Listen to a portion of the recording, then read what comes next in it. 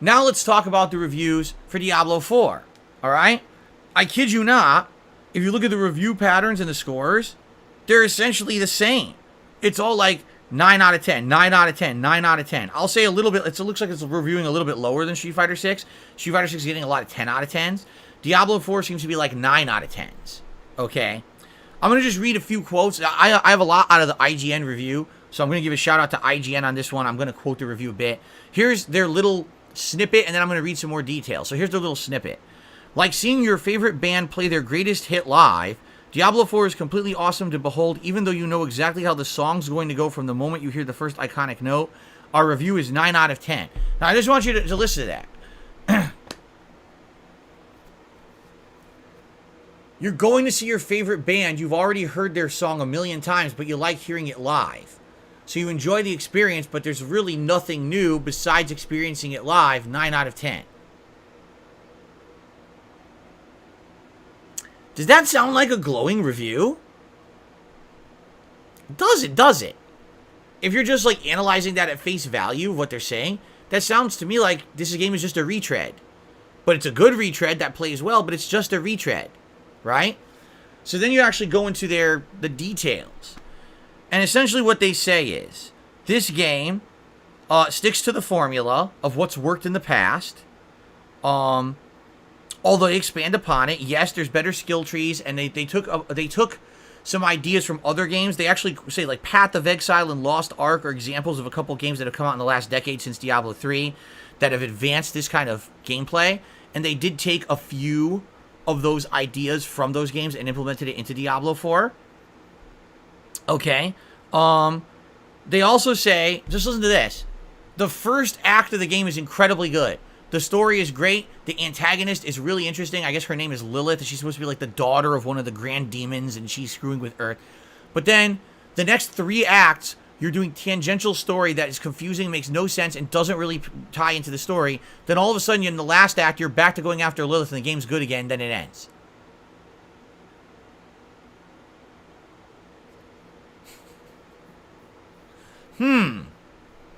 I'm not going to say anything yet. I'm just going to, this is stuff to mull over, right? You continue to read the reviews, and they say things like, the classes are great, they're varied, they're interesting, they're addictive. If you beat the game once, you kind of want to jump right back in to try another class because it's fun to see the differences between the classes. Just so you guys know, that's par for the course for Diablo. In Diablo 1 and 2, it was exactly the same, where the classes did play differently enough that if you really enjoyed the game one time, you probably wanted to go back and play it again because you want to see how the other classes play. So again, it's not necessarily different. It's more the same from previous Diablos, but it's good because that's one of the best things about the previous Diablos. Okay? The game has seriously disappointing boss fights, especially the final one of the story. It's not hard to feel let down by what this game could have been. I'm reading word for word out of a review. I'm not making this up. I'm literally reading this word for word out of a review. Okay? It looks and sounds fantastic, even though you might not like what's going on in the story.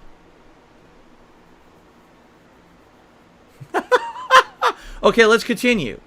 Alright, I'm not making this up. I swear I'm reading it. Okay? Also, the game has lots of bugs. Here's an example of a game-crippling bug that everyone will complain about.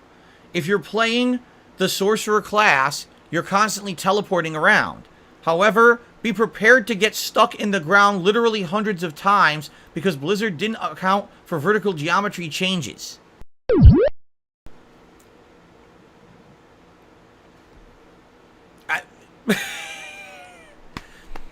Now, if you continue to read through the review, essentially what the review ends on saying is that the best content of the game comes post-game. Once you play through the entirety of the campaign of Diablo 4, you open up post-game dungeons at incremental levels. I think it says like one of them is at like level 50, then there's a level like 70 or 80, then there's a level 100. And those post-game dungeons are very fun and challenging, and they really feed into the addictive nature of what makes Diablo great. It's combat. Getting better abilities, leveling up set abilities, you know, fighting giant mobs and overcoming them.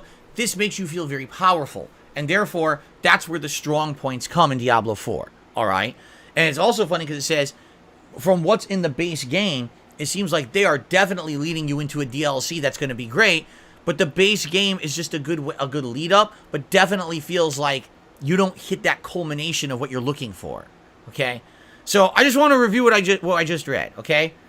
It's a retread that plays much like classic Diablo, doesn't innovate that much, although it has some modern innovations for the last decade, not that many. Feels like you're kind of going home to a classic that you've already played, but it still feels good.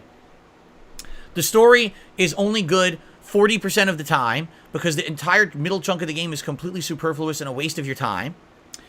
Full of bugs and polished glitches and things that need to be fixed. Game doesn't really get good until you beat the story, and even then the post-game content just feels like a lead-up to a good DLC, and you're hoping the DLC is good. By the way, the review score, 9 out of 10.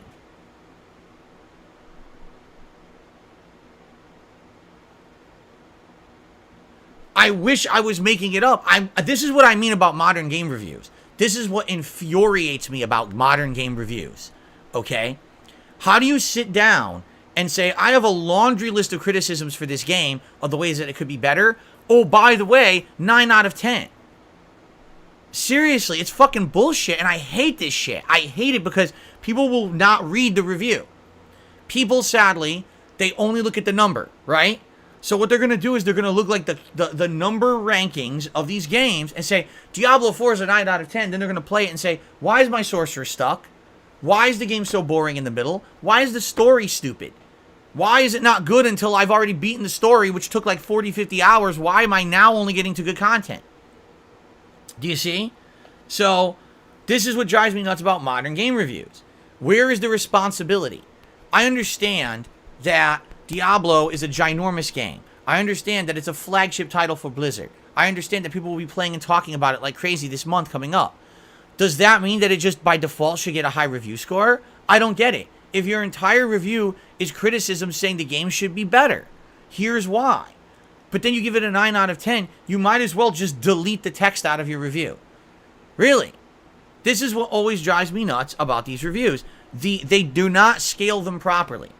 How can you give one game a 9 out of 10 and say it's nearly flawless, give another game a 9 out of 10 and say it has tons of flaws? You can't do that. There is someone at that publication, IGN, that company, they're called the fucking editor.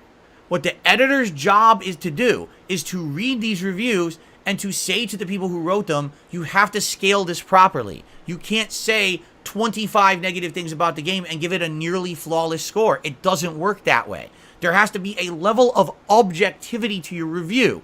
Yes, there is subjectivity as well, but just because you had a blast with the game doesn't ignore the 25 flaws you pointed out. It can't be a 9 out of 10. Go back to your fucking desk and rescore the game properly, you irresponsible jackass. And then you kick them on the ass with a giant boot, boom, and you knock them back to their desk and you make them actually do their jobs. Instead, it seems like these major publications are a bunch of fluff piece idiots. They will literally kiss the butts of these games and have it fucking go way high scores for no reason. Why?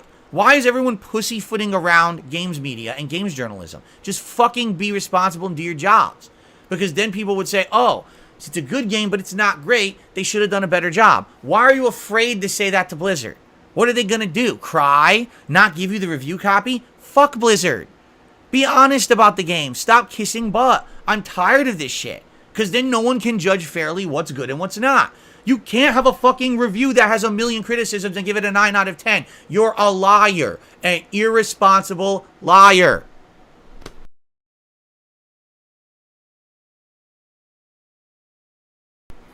Am I saying that Diablo 4 is going to be bad? No.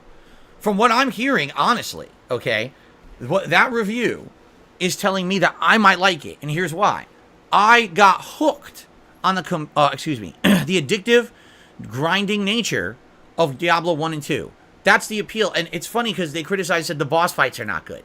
Well, I don't really remember the boss fights at all of Diablo 1 and 2. I remember getting addicted to going to dungeons, the combat loot, using my abilities and feeling more overpowered every time I leveled up, finding a new piece of gear that now gave me awesome new abilities or enhanced what I already had in my build, and now because of that, now I can really pull off stuff I couldn't do before, or try a different twist on my build or whatever.